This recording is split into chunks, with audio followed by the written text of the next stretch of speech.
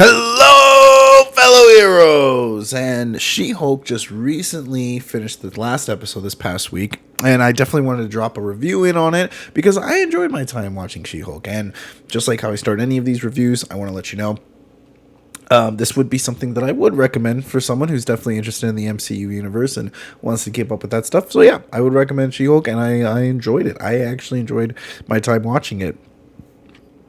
Right off the bat, I want to definitely commend She-Hulk for taking a different approach at things. MCU definitely has a formulaic way of putting out videos of movies and TV shows, and it's noted. And they definitely let us know that they know what they're doing as well. So She-Hulk decided to flip the script quite literally in this series, and I appreciated that, and it made me enjoy it all the more. With things like superheroes shows, I tend to like to do a little bit of research, whether it be reading a couple digital comics or even just watching YouTube videos, just to stay ahead of the pack. I did that just the smidges with She-Hulk, so it was a little refreshing and kind of weird going into it, not knowing anything about her, but just the base facts that she breaks the fourth wall, and yeah, that's it. she breaks the fourth wall, and then she's the cousin to the Hulk, and how she got her powers and things of that nature. But they did stay true to the character, and I think it's really hard for them to do fourth wall stuff, and they really nailed it for me. And it's a good way for us to see what's going on in the character's mind, how they're feeling emotionally, and it wasn't just done for all comedic effect or be like, hey, look at what we can do because we can do it. And She-Hulk for me was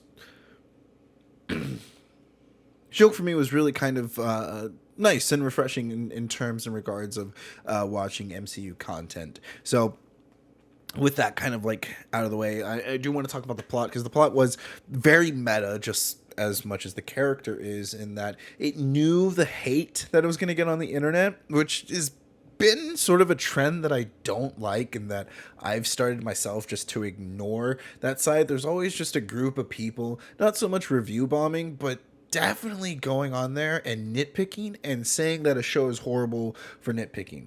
And an example, and this is, I think, a somewhat fair slash not fair example, is the CGI for She-Hulk is honestly bad. It's I feel like they could have done better. They have done better with with the movies and with Hulk himself, who I feel like, I don't know anything about CGI, but he's much bigger, so I feel like he might be harder. And Thanos, right? Thanos looked amazing, but just not watching the show because She-Hulk looks bad, I feel like it's just not really true. It's more of a nitpick, because to me, even watching the whole series, that never ended anything. That never ruined the show at all for me. So seeing it was really interesting that they were able to plan months ahead and make fun of or really point at the people that were gonna act that way, gonna act towards them. Not specifically towards the CGI. They made like one joke towards that, but I don't think they knew how bad. To be fair, it was probably just a rush job, and a guy didn't have a lot of time and probably wasn't getting paid enough for it anyway. So there's that. However, the meta-ness of the plot really tied in, and they really flowed together. The plot itself was, very stereotypical when it comes to superheroes, where they get their powers. They were living a balance. Well, in She-Hulk's case, she was living a balanced life, and then now she has these superpowers, and everyone knows her secret identity, and things don't become as balanced anymore, and you can kind of predict how things are going to go plot-wise. However, the beats in between them and the people that show up and the cameos like Hulk and Daredevil and her rival Titania and that one they add a lot of flavor to the mix, right? And even Wong makes a couple episode appearances, which is much appreciated, and it spiced things up. But overall, the story is about her taking control of her own story and going literally, jumping out of her own show, going into another show, and really harnessing that and showing just exactly what she does in the comic books, where she will go to the writers and get mad at them for how they dress her or how lazy the writing may be. And it's a real tribute to the character, and I'm glad they stayed true to that character. Whereas the side characters and the supporting cast, I think, were wonderful. There were both spectrums. There's a lot of antagonists, where the main antagonist of the show, I feel like, is just people controlling Jennifer Walters, right? How Jennifer Walters' story ends, and how she can view herself in reality, and then her perfect ending is just being able to write her own story, because in the end of the day, you have control over your own story. I guess that's like the big learning lesson of it all. But the antagonists were were fantastic in showing that, and whether it be comically, like cartoonishly bad, or just slithering in there and really just making you feel dirty and just feeling bad for Jennifer Walters.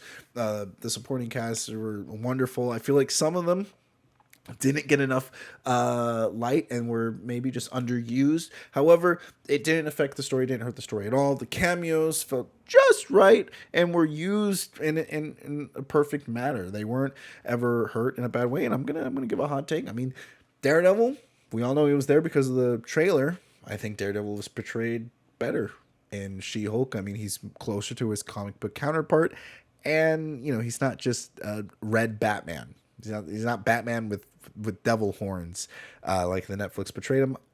With that being said, I know shots were fired. I'm a huge fan of the Netflix show, but not that will help with my statement. The CGI, I've already kind of mentioned this. The fighting, the choreographing was really good, especially with Daredevil. They had really good stunt performances with that.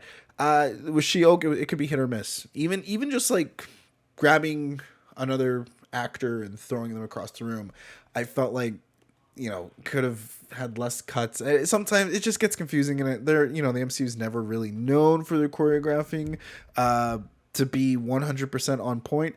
They do have really cool scenes, and then there's scenes that are like, okay. And of course, probably the biggest miss that the show could have done is just making She-Hulk look bad. She-Hulk was bad, bad.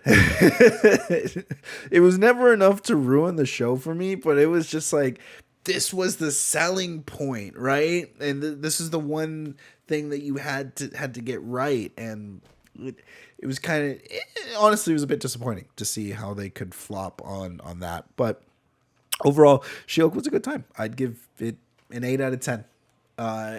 Above, it did everything right. It took some new liberties, and it put a twist on the Marvel Cinematic formula. So I really enjoyed it, and it is something I would definitely go recommend if you haven't already watched it. I had a good time. It's worth a good time. It's worth a couple chuckles, a couple laughs. If you're you're cynical into that kind of stuff, you don't like that kind of stuff, then just avoid it. But until next time, Blind Ice.